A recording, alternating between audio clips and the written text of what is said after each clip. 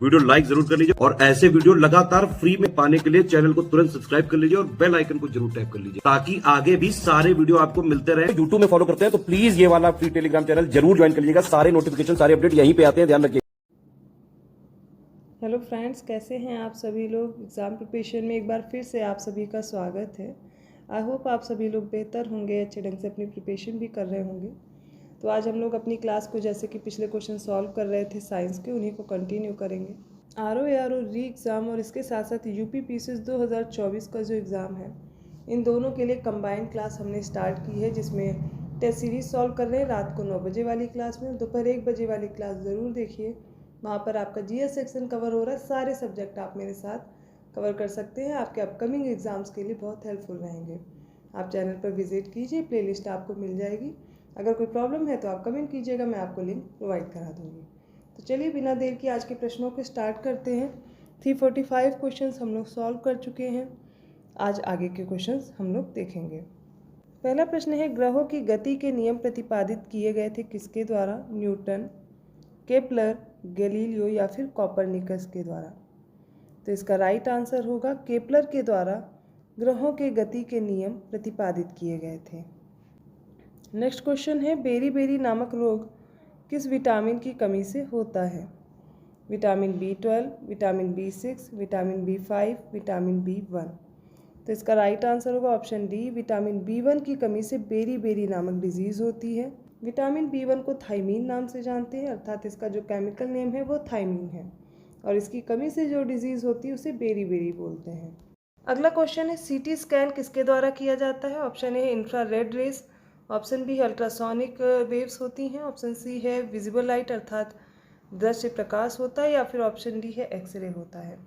इसका राइट हो जाएगा सीटी स्कैन एक्सरेज के द्वारा किया जाता है। 349 क्वेश्चन है, ध्वनि तरंगे इनकी चाल पूछी गई है, किस में चल सकती हैं? ऑप्शन ए है निर्वात में चल सकती हैं, ऑप्शन बी है केवल ठोस माध्यम में चल सकती हैं, ऑप्शन सी है केवल गैसों में चल सकती हैं, ऑप्शन डी है ठोस तथा गैस दोनों माध्यम में चल सकती हैं।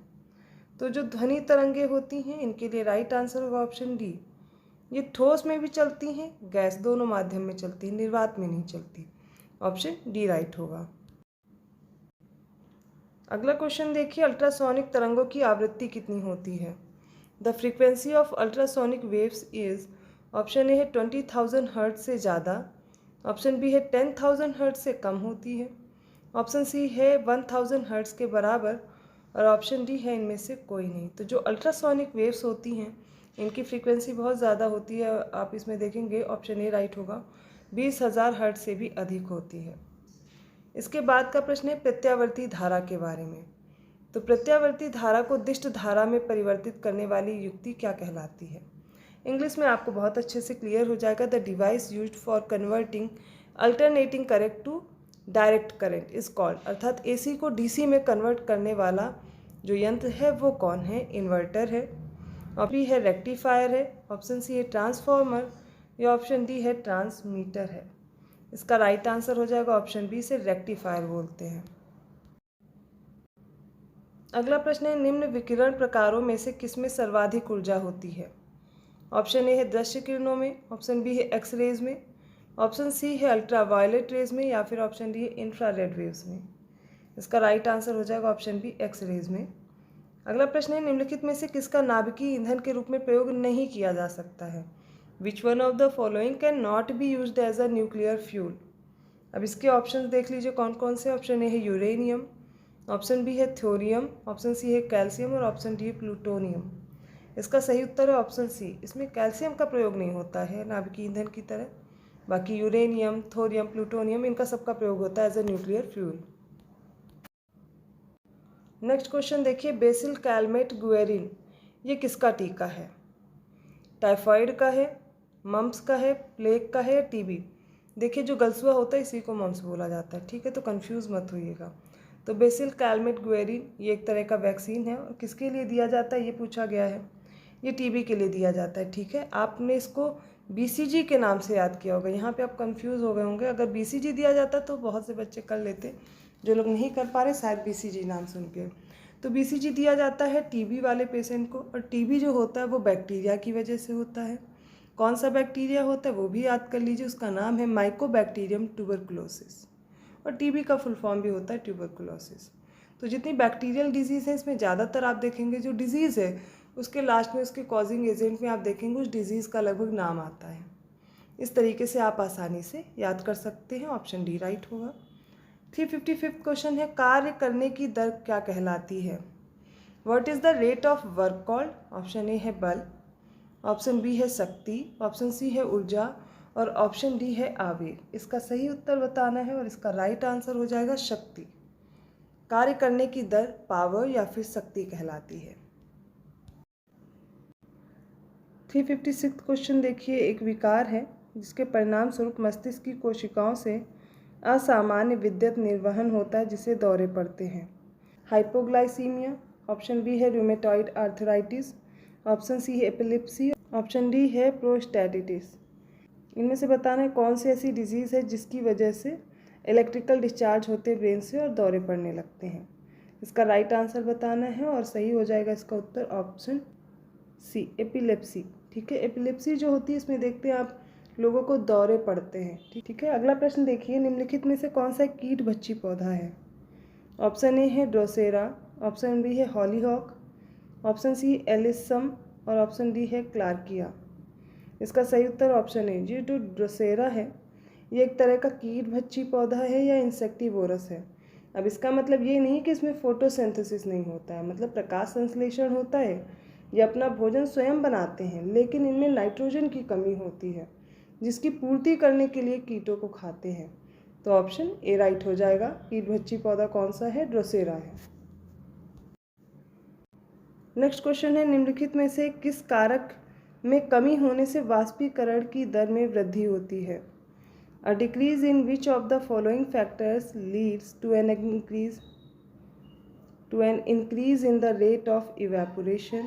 ऑप्शन ए है द्रव की सतह के ऊपर पवन की गति, ऑप्शन बी है संबंधित द्रव की मुक्त सतह का क्षेत्रफल, ऑप्शन सी है परिवेशी तापमान या फिर ऑप्शन डी आर्द्रता। इंग्लिश में देख लीजिए ऑप्शन में भी आपको आंसर आ जाए। Option A wind speed, option A है wind speed over the surface of the liquid, option D area of the free surface of the liquid concerned, option C ambient temperature या फिर option D है humidity. इसका right answer है option D humidity. तो इसमें देखेंगे आप humidity में जो कमी होगी तो वाष्पीकरण की दर में वृद्धि हो जाएगी। ठीक है, ये इसका ऑप्शन राइट होगा। 359 क्वेश्चन है, त्वरण किसकी परिवर्तन के दर के बराबर है? विस्थापन, संवेग, वेग या फिर इनमें से कोई नहीं। इसका राइट आंसर है ऑप्शन सी। त्वरण होता है वेग के परिवर्तन की दर के बराबर। Acceleration is equal to the rate of change of velocity. Option C right होगा। अगले प्रश्न में पूछा गया एसिडिक ड्रेन क्लीनर किस किस से बने होते हैं? जो मोटे बालों, भोजन, ग्रीस, साबुन के मैल या पेपर आधारित गंदगी को 15 मिनट या उससे कम समय में साफ करने के लिए पर्याप्त और शक्तिशाली होते हैं। इसमें ऑप्शन ए है नाइट्रिक और ऑर्गेनिक एसिड होते हैं, ऑप्शन बी है फॉर्मिक और सिट्रिक एसिड होते हैं, ऑप्शन सी मैलिक और लैक्टिक, ऑप्शन डी है सल्फ्यूरिक और हाइड्रोक्लोरिक।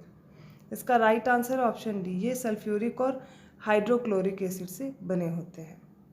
361 क्वेश्चन है, माइकोराइजा जिसकी मृदा जीव विज्ञान में महत्वपूर्ण भूमिका है किसका सहजीवी है?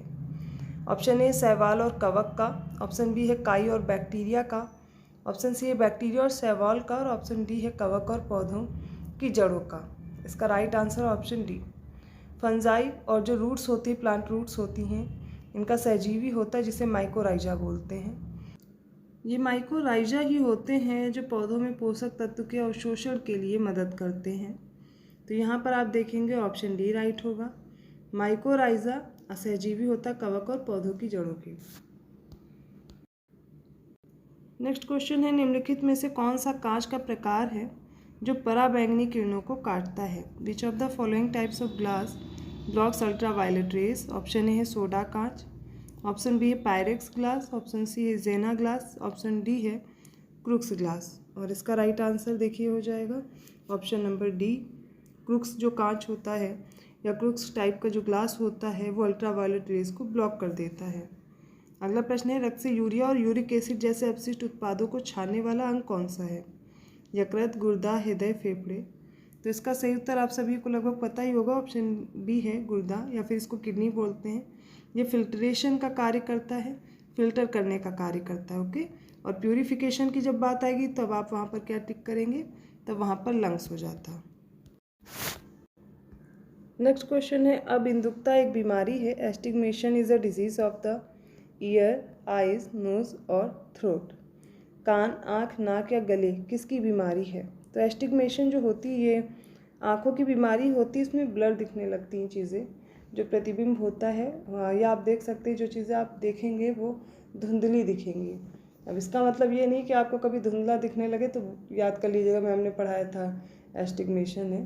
तो एक गंभीर बीमारी है, आम बीमारी नहीं है। जैसे आप देख रहे हैं कोई चीज़ ब्लर दिखने लगी तो इसको डिजीज़ मान लिया। एस्टिग्मेशन एक बीमारी है, आँखों की होती है और ये इसमें आप प्रतिबिंब देखेंगे धुंधला दिखाई देगा। ठीक है, ऑप्शन बी राइट होगा। अगला प्रश्न देखिए, अनुलोम और प्रतिलोम ये किससे संबंधित थे? जन्म, यौवन, विवाह और मृत्यु। और इसका राइट आंसर देख लीजिए। अब इसमें आ ही गया है ये प्रश्न तो इसका उत्तर भी जान लीजिए, और इसका उत्तर आप लोग को पता भी होगा, विवाह से है। नेक्स्ट क्वेश्चन है, निम्नलिखित में से कौन सा बर्ड फ्लू का कारक है? बर्ड फ्लू किससे होता है? ऑप्शन ए है H5N1, ऑप्शन बी है H1N1, ऑप्शन सी है जीका और ऑप्शन डी है रेट्रो। इसका राइट आंसर हो जाएगा ऑप्शन ए H5N1 से होता है बर्ड फ्लू। अगले प्रश्न में बताना है DPT का जो टीका है ये किस बीमारी से सुरक्षा के लिए दिया जाता है? ऑप्शन ए है टेटनस, पोलियो और प्लेग, ऑप्शन बी है TB, polio, diphtheria, option C है डिप्थीरिया, कुकुर खांसी, इसे वूपिंग कफ बोलते हैं ऑप्शन, और उसमें देखिए टेटनस भी है। ऑप्शन डी है डिप्थीरिया, पोलियो और कुष्ठ रोग। इसका राइट आंसर हो जाएगा option C. Diphtheria, whooping cough और टिटेनस इनके लिए दिया जाता है DPT। कैसे याद करेंगे? Diphtheria, P for pertussis, pertussis को ही वूपिंग कफ कहते हैं या कुकुर खांसी या काली खांसी बोलते हैं, और फिर है टिटेनस, तीनों को मिला के हो जाएगा DPT।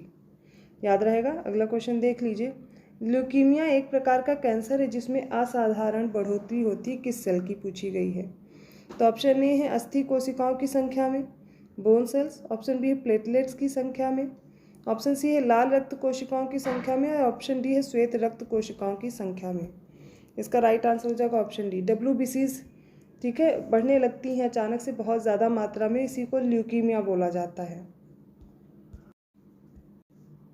369 क्वेश्चन है, हेमेटाइट, मैग्नेटाइट ये किसके अयस्क हैं? एल्यूमिनियम, आयरन, कॉपर या फिर गोल्ड। और इसका राइट आंसर है ऑप्शन बी, लोहे के हैं हेमेटाइट और मैग्नेटाइट। आज की सीरीज़ का लास्ट क्वेश्चन है, भारत में श्वेत क्रांति के जन्मदाता किसे माना जाता है? डॉक्टर विजय कुमार, MS स्वामीनाथन, गजेंद्र गटकर या फिर वर्गीस कुरियन।